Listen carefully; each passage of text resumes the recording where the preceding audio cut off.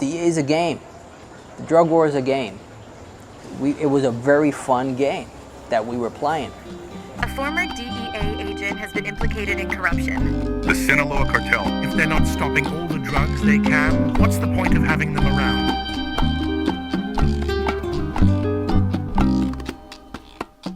For legal purposes, the following information has been pulled from the results of public sources of information and some speculation on my behalf. If I say the wrong person's name in this video or offend any cartel members, please don't slice my face off or dump me in a vat of acid. You know, I'm just the messenger. Alright, now that we got all the legal jargon out the way, let's get into the video. According to the Federal Bureau of Prisons, 64,486 inmates, or about 44% of all inmates in the United States carceral system, are there for drug offenses. But here on this channel, we talk about the causes instead of symptoms. So what's one of the main factors contributing to this high figure, and where are these drugs coming from? For this video, I want to focus on a more recent event that hasn't been talked about as much, and which seemingly has been scrubbed from being found on the internet easily. That is, the timeline and events of the DEA collaborating with Mexican cartels, specifically the Sinaloa Cartel.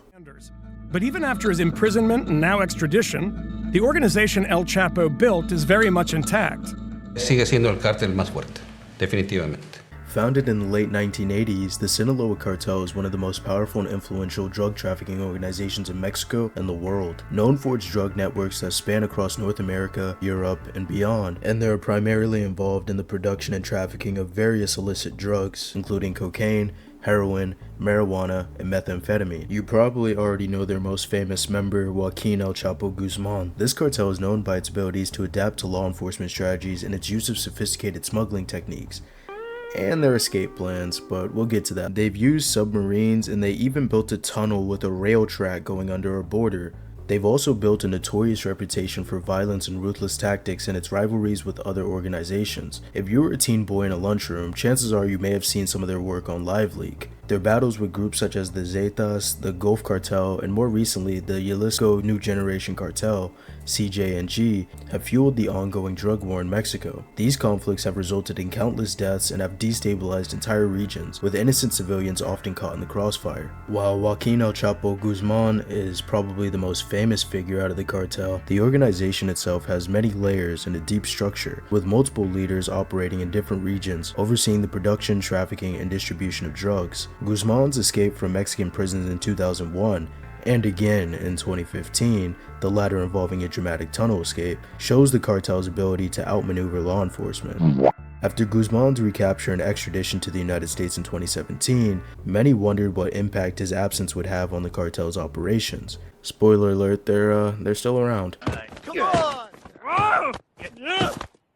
Bonnie, how do you keep getting back in? Anyways, despite his imprisonment, the cartel has managed to maintain its influence, largely due to its decentralized structure and leadership under other figures such as Ismael El Mayo Zambada. And of course, all this negative press was brought to the attention of the Drug Enforcement Agency. But the biggest question is if the DEA itself has been allying themselves with these cartels.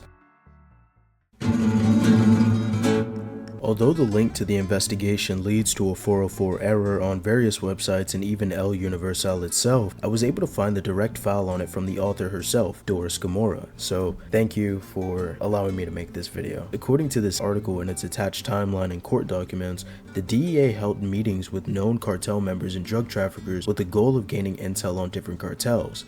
Basically, if I were a DEA agent, I would meet with a member of the Sinaloa Cartel in order to get a big bust on the Zeta Cartel. The cartels benefited from these playdates by having immunity and even getting their charges dropped in some cases. So let's visit the timeline. On June 3rd, 2005, Humberto Loya Castro signed a confidential agreement of cooperation with the DOJ. Humberto was also El Chapo's legal advisor. However, it paid off. According to an Illinois District Court document that I found, Loya was indicted along with Chapo and Mayo in 1995 in the Southern District of California and charged with participation in a massive narcotics trafficking conspiracy. That case was dismissed on the prosecution's own motion in 2008 after Loya became an informant for the United States government and had provided information for a period of over 10 years. We'll come back to the name of Zambada Nibla in a bit. So despite politicians and the government telling us that the drug and cartel issues are the biggest ones for America, they've actually been aiding them. God bless America. Hey, sorry for interrupting the flow of the vid, little detour, but in post-editing I realized that I left out the ATF gun walking scandal, aka Operation Fast and Furious. Basically, this was a tactic that was used under Obama and George Bush, which basically the ATF let local firearm dealers sell weapons to the cartel and other groups in order to track the guns, but in United States government fashion it fucked up and some American guns went unaccounted for. Yeah, totally. Unaccounted for. Wink wink. So not only were they willingly ignoring criminals and drugs going into the United States, but they also armed them with weapons. And then they wonder why the cartel problem is so bad. I thought that was an interesting tidbit that should have made it into this video, so back to the normal video now. On January 30th, 2009, Loya Castro met with Manuel Castanon, David Herod, and Carlos Mitchum, who is the DEA's regional director for the southern cone of South America. I did a quick Google search of his name, and according to this interview, it says he's actually worked in Chicago and Detroit, which is very interesting if you know anything about the drug trade over in those areas. Interesting, right?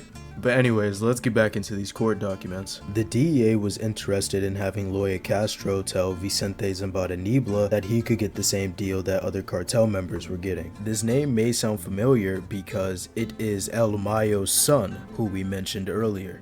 According to Fernando Gaxiola, who is the legal interpreter for Zambada Nibla, US lawyers were warned by DEA agent Manuel Castanon via Loya Castro that if they kept going, many people would be exposed.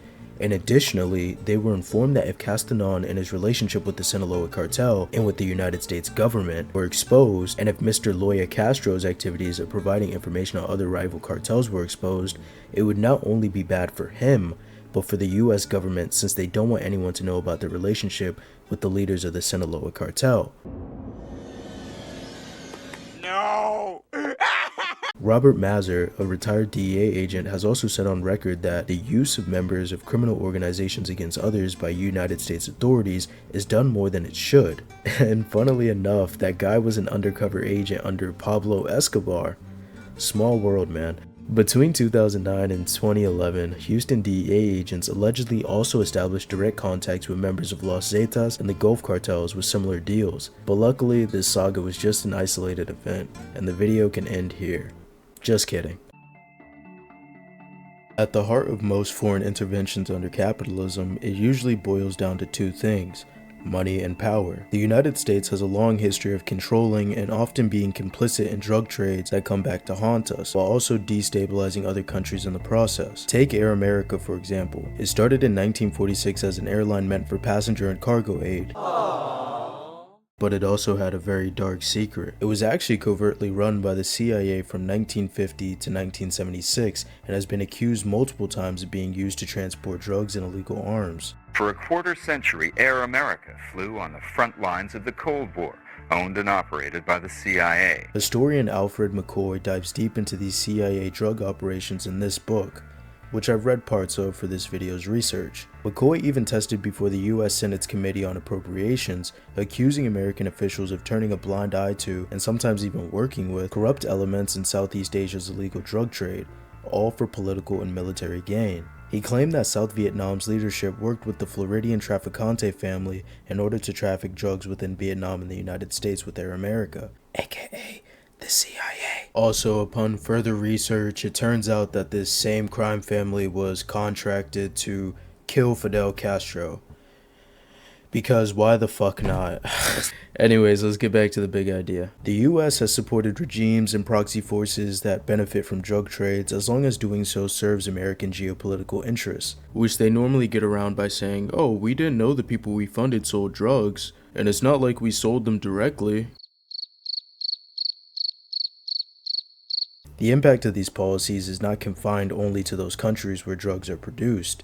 The illicit drug trade destabilizes entire regions, leading to violence, corruption, and the breakdown of social and economic systems. Countries like Mexico, Colombia, Afghanistan, and others have experienced extreme levels of violence as a result of drug trafficking and the accompanying conflict over control of drug routes. Moreover, US demand for drug fuels this violence. American consumption of drugs like cocaine, heroin, and methamphetamine drives global supply chains that are often controlled by violent cartels and criminal organizations.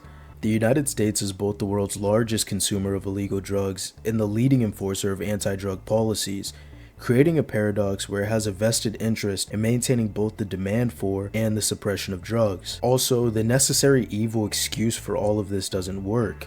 In the case of Sinaloa, the United States kept around a very dangerous and harmful cartel and dropped charges against actual murderers and criminals in order to try to chop off the heads of other cartels, figuratively and sometimes literally, most likely. Some people might argue that the intel is worth letting some people go sometimes, but how many families need to be broken up, how many people need to be killed, how many people addicted to hard drugs, or how many new cartels need to be born before you let these governments do what they're supposed to do and not offer their biggest criminals plea deals and immunity.